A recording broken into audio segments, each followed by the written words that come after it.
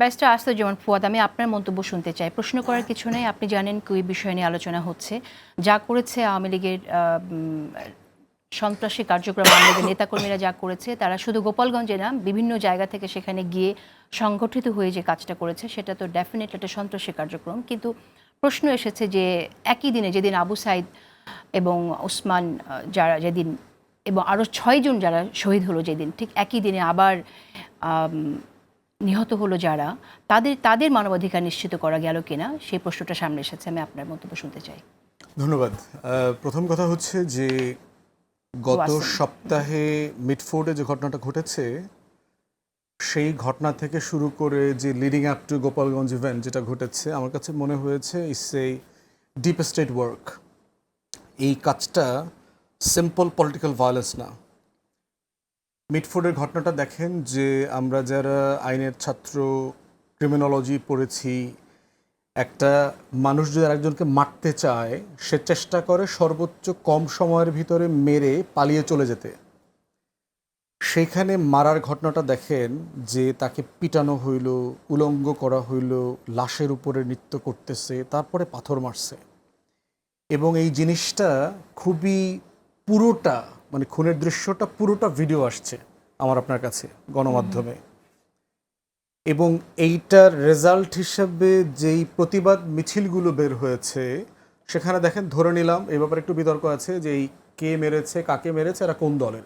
ধরে নিলাম এরা বিএনপির। যিনি খুন হয়েছেন তিনিও যুব দলের, যিনি খুন করেছেন তিনিও বিএনপির যুব দলের। এইটাকে কেন্দ্র করে সন্ধ্যার পর থেকে তারেক রহমানের নামে যে স্লোগানগুলো দেখলাম, এই স্লোগানগুলো আমরা হাসিনার বিরুদ্ধেও 16 বছরে ব্যবহার করি নাই। এই শব্দ বাংলাদেশের রাজনীতিতে বিএনপির সমালোচনা করা ন্যায্য, তারেক রহমানের যে কোনো পলিসি, স্টেটমেন্ট, বক্তব্যের সমালোচনা করা ন্যায্য, এবং এটা গণতান্ত্রিক জায়গা। একটা দল আর একটা দলের পলিসি ইস্যু সমালোচনা করবে, দ্বিমত করবে। আমরা ঐকমত্য কমিশনে প্রত্যেক দিন সালাউদ্দিন ভাইয়ের সাথে দ্বিমত করি, আমরা আমাদের বক্তব্য তুলে ধরি। কিন্তু এটা বক্তব্য তুলে ধরবার জন্য ওনার বাপমা তুলে আমাদের গালি দিতে হয় না।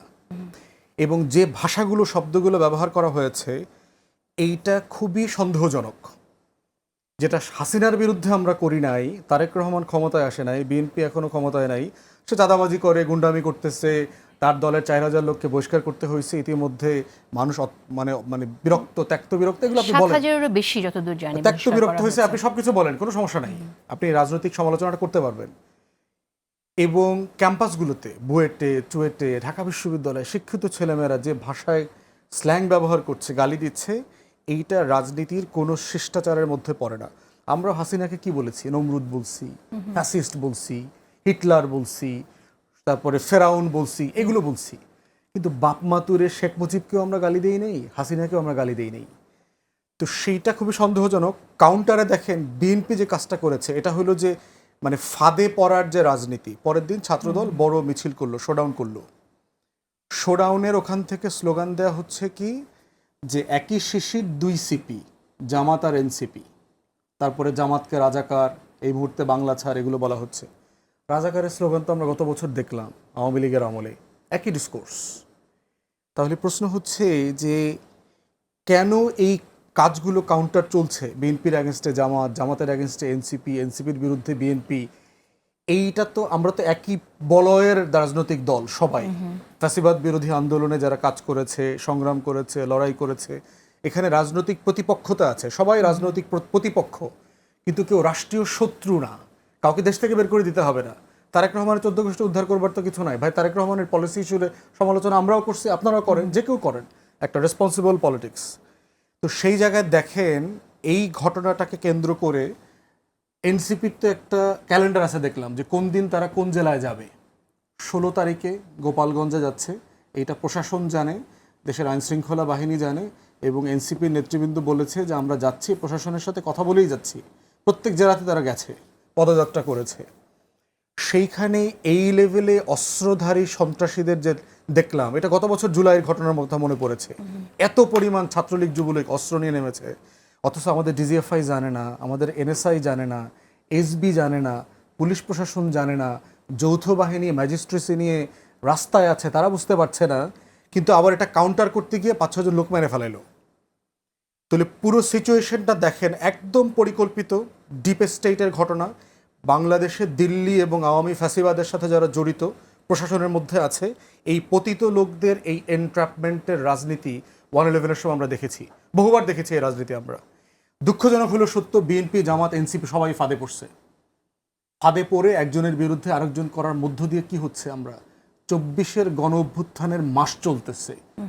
যেই জুলাই আগস্টে আমরা সবাই মিলে কমেমোরেট করার কথা ছিল গণ অভ্যুত্থানকে, স্পিরিটকে, কে কি করলাম, শিখলাম, কোথায় কোথায় আমাদের ভুল হয়েছে। এখানে একটি প্রশ্ন যেটা আপনি বললেন খুব ইম্পর্টেন্ট, যে বিএনপি, জামাত, এনসিপি সবাই এটার মধ্যে ফাঁদে পড়েছে, কিন্তু আমরা মিটফোর্ড এলাকার ঘটনাটা থেকে যদি শুরু করি, এই পৈশাচিক হত্যাকাণ্ডের পরে আমরা বিক্ষোভ দেখলাম। আমি অনেকের সাথে কথা বলেছি যে বিক্ষোভ ঠিক আছে, ঠিক আমাদের প্ল্যাটফর্মে, আমাদের অনুষ্ঠানে কথা বলেছি যে বিক্ষোভ ঠিক আছে, কিন্তু এই যে স্লোগান, এই স্লোগান তো শেখ হাসিনার সময় এর ধরনের অশ্লীল স্লোগান আসেনি। তো আমরা কিন্তু সেখানে আমি ফিল করেছি যে জামাতের নেতাদের সাথেও কথা বলেছি যে এই যে স্লোগান, তখন ওনাদের বক্তব্য হচ্ছে যে এই স্লোগান যদি দেয়, তরুণ প্রজন্ম যদি দেয়, তাহলে এটাকে ন্যাচারালি অ্যাকসেপ্ট করতে হবে, এরকম। অর্থাৎ আপনি ইনিয়ে বিনিয়ে কিন্তু একরকম সমর্থন এটা জানানো। আমরা যদিও আমিরের কাছে পরবর্তীতে ভিন্ন রকম কথা শুনলাম, এবং এনসিপির নেত্রীর সাথেও কথা বলেছে একজনের সাথে, তার বক্তব্য ছিল এরকম যে আমরা তো এরকম কাল্টের জায়গায় যেতে চাই না, পীরের জায়গায় তাকে নিয়ে কথা বলা যাবে না। বিষয়টা হচ্ছে কথা বলা যাবে, কিন্তু এই ধরনের স্লোগান দেওয়া যাবে কিনা, তার মানে কি এটা আসলে ডিপ স্টেট তো জামাতের কোনো নেতাকে বললে সে নেতা নিশ্চয়ই করবে না, বা এনসিপির কোনো নেতাকে বলে সে নিশ্চয়ই করবে না, ডিপ স্টেট তাহলে প্লেটা করছে কিভাবে, এটা আমার প্রশ্ন। প্রশ্ন এজেন্ডা থ্রো করে দেখেন, স্লোগান দিচ্ছে আমার ভাই মূল্য কেন, তারেক জিয়া জবাব চাই। আরে ওরা দুজন তো তারেক জিয়ার দলের লোক, তোমার ভাই মূল্য কই? মানে যদি এমন হইতো যে বিএনপির হাতে এবি পার্টির একজন মারা গেছে, তাহলে আমি এবি পার্টির ব্যানারে স্লোগান দিতাম যে আমার ভাই মূল্য কেন, তারেক জিয়া জবাব চাই। যে মারছে, যে মরছে, দুজনই তো বিএনপি, তোমার ভাই কই? মানে স্লোগানের একটা গ্রামার থাকতে হবে না? ডিপ স্টেট কাজ করলে যেটা হয়, খুব ক্রিটিক্যালি দেখলে আপনি ভুলগুলো বুঝতে পারবেন। এবং দেখেন দুই পক্ষকে সে স্লোগান সাপ্লাই দিচ্ছে। মনস্তত্ত্ব যদি ভাষার লিঙ্গুইস্টিক মানে সাইকোলজি আপনি দেখেন, সেখানে দুই পক্ষের স্লোগান এক জায়গা থেকে আসছে। কারণ স্লোগানের যে নেচার, স্লোগানের যে থিম এবং স্লোগানের যে ব্রুটালিটি, এই প্রত্যেকটা জায়গার মনস্তত্ত্ব হচ্ছে এক জায়গাতে বসে এটা প্ল্যান করা হয়েছে, এক টেবিলে বসে করছে।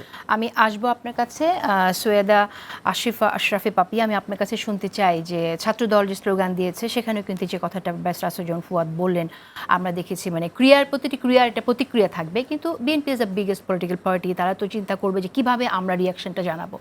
তো এখানে প্রশ্ন যেটা এসেছে যে স্লোগানগুলো আসলে নির্ধারিত হয় কি করে, যে আমি এই স্লোগান দিয়েই মোকাবেলা করব, আমার কাউন্টার করব। জামাত শিবির রাজাকার এই মুহূর্তে বাংলা চার, এটা ট্র্যাডিশনাল স্লোগান।